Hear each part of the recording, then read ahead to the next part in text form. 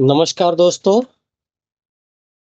ये एक सैमसंग का पैनल वीसीसी कैसे जनरेट होता है उसका सर्किट डायग्राम मैंने बनाया है। तो ये देखिए कैसे ये काम करता है। जब हम स्टैंड बाई की रिलीज करते हैं उसके बाद पैनल वीसीसी में मिलता है पैनल ऑन सिग्नल, कैसे वो काम कर रहा है। और हमारे एलवीडीएस पे जो 12 वोल्ट हैं वो कैसे स्विच करते हैं उसके बारे में मैं ये सर्किट डायग्राम बनाया हूँ। और ये सैमसंग के सर्किट का डायग्राम है एंड्रॉयड का, तो इसमें कैसे काम कर रहा है ये समझते हैं। तो देखिए ये मैंने एक डीएसओ लगाया है। ये हमने एक डीएसओ कनेक्ट कर रखा है। और ये वोल्ट मीटर है जो डीसी वोल्ट हमें दिखाएगा।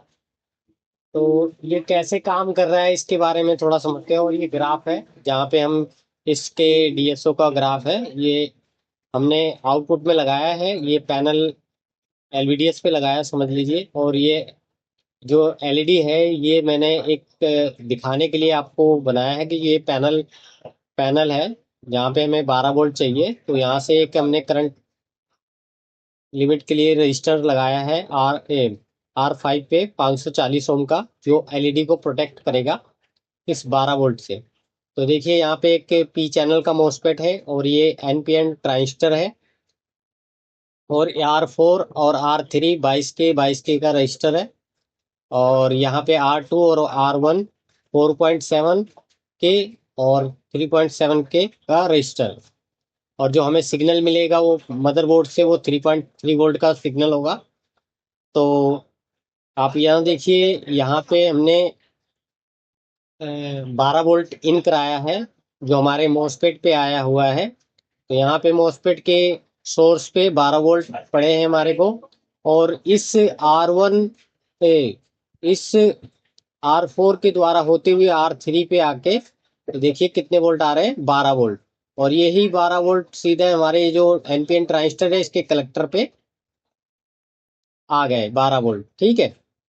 और जो हमारा ये एनपीएन ट्रांजिस्टर है इसको ऑन होने के लिए जो है 0.7 वोल्ट की जरूरत पड़ती है। तो हम इसके बेस पे भी देख लेते हैं कितने वोल्ट मिल रहे हैं इस टाइम। इसके बेस पे हमें 0 वोल्ट मिल रहा है। और ये ट्रांजिस्टर अभी एक्टिव नहीं है। तो आप यहाँ देख सकते हैं इसके बेस पे कुछ भी नहीं है इसकी, क्योंकि इसके हमने अभी मदरबोर्ड से ये वोल्टेज आए नहीं है इसको। तो देखिए यहाँ पे 12 वोल्ट मिल रहे हैं गेट पे। और हमें सोर्स पे भी 12 वोल्ट मिल रहे हैं। बट हमें जो इसका जो ड्रेन है उस पे हमें मिली वोल्ट में मिल रहा है।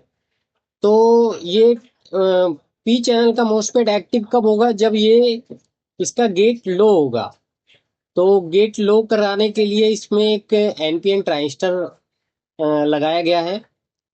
जैसे इसका ट्रांजिस्टर ऑन होगा तो यहाँ पे जो वोल्टेज है वो ड्रॉप आउट होंगे। तो उसके अनुसार यहाँ पे जैसे ही गेट लो होगा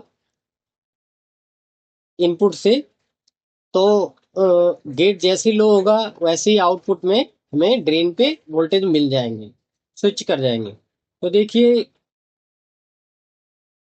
यहाँ से प्लस हमने लिया और यहाँ से हमें इसको नेगेटिव चाहिए, तब यहाँ पे हमें जो एक जो वोल्टेज डिवाइडर सर्किट है उसके हिसाब से यहाँ पे इस कैलकुलेशन के हिसाब से हमें यहाँ पे 6 वोल्ट मिलने चाहिए। और यहाँ देखिए नेगेटिव से जुड़ा हुआ है और यहाँ पे ये पॉजिटिव से जुड़ा हुआ है, यहाँ भी एक वोल्टेज डिवाइडर सर्किट बन रहा है। तो इस कैलकुलेशन के हिसाब से जब हमें यहाँ 3.3 वोल्ट है और ये दो रजिस्टर है तो यहाँ पे हमें विदाउट लोड 1.453 का वोल्टेज मिलना चाहिए, ठीक है, ऑन कंडीशन में। और यहाँ पे जो ट्रांजिस्टर है इसका जो ड्रॉप आउट है 0.7 वोल्ट है, वो भी इसमें माइनस होगा इसके कैलकुलेशन के हिसाब से। तो देखिए हम यहाँ से दे दिए इसको सिग्नल पैनल ऑन का। अब इस समय हमारा जो मदरबोर्ड है वो पैनल ऑन का सिग्नल दे दिया। और पैनल ऑन का सिग्नल मिलते ही जो हमारा एनपीएन ट्रांजिस्टर है वो एक्टिव हो गया। और जैसे ही ये एक्टिव होगा वैसे ही उसने पी चैनल के मॉसफेट को एक्टिव करना है, ऑन करना है, जिससे ड्रेन टू सोर्स वोल्टेज पास हो जाए और हमें एलवीडीएस पे 12 वोल्ट देखने को मिले। तो अगर आपको आपका मदरबोर्ड ऑन हो रहा है और पैनल वीसीसी नहीं मिल रहे हैं आपको एलवीडीएस पे तो ऑन कंडीशन में, तो आपको ये 3.3 वोल्ट की लाइन को चेक करना है, ये डिवाइडर सर्किट को आपको ढूंढना है। उसके बाद जो यहाँ मिलने वाले जो मैंने अभी बताया 0.7 वोल्ट, तो देखिए यहाँ पे विदाउट लोड 1.453 का वोल्टेज मिलेगा, उसमें 0.7 माइनस करेंगे तो यहाँ पे आपको 0.7 का वोल्ट मिलेगा। तो देखिए ये ट्रांजिस्टर को ऑन होने के लिए जो रिक्वायरमेंट वोल्टेज है वो इसको मिल चुका है। अब ये एमीटर टू कलेक्टर हो जाएगा, कलेक्टर होने के बाद यहाँ पे ग्राउंड मिलेगी और ये पॉजिटिव है। तो जो इसकी कैलकुलेशन के हिसाब से 6 वोल्ट है वो मिल रहे हैं हमारे यहाँ पे मल्टीमीटर में भी आप देख सकते हैं 6 वोल्ट हमें मिल रहे हैं, और यहाँ पे 12 वोल्ट मिल रहा है। और ये जैसे ये हमारा मॉसफेट एक्टिव हुआ तो जो यहाँ से बहने वाला जो करंट है वो यहाँ से ड्रेन से आउट हो गया, और ये करंट लिमिट रजिस्टर हमने लगाया है इस एलईडी को प्रोटेक्ट करने के लिए। तो देखिए यहाँ से जितने वोल्ट की एलईडी है उतना इसने अपना वोल्टेज ले लिया, बाकी जो वोल्टेज है वो इधर से इस रजिस्टर के पे लोड चला गया। तो हमारे को यहाँ से देखिए वोल्टेज मिल गए, हमारे को 11.77 वोल्ट मिल गए। ठीक है, तो इस तरीके से ये सर्किट काम कर रहा है। अगर आपको ये वोल्टेज मिल रहे हैं, इस ट्रांजिस्टर पे 0.7 वोल्ट भी मिल रहे हैं और यहाँ से कोई नेगेटिव नहीं मिल रहा है, तो उस कंडीशन में ये ट्रांजिस्टर आपका फॉल्टी हो सकता है, ये आपको देखना है।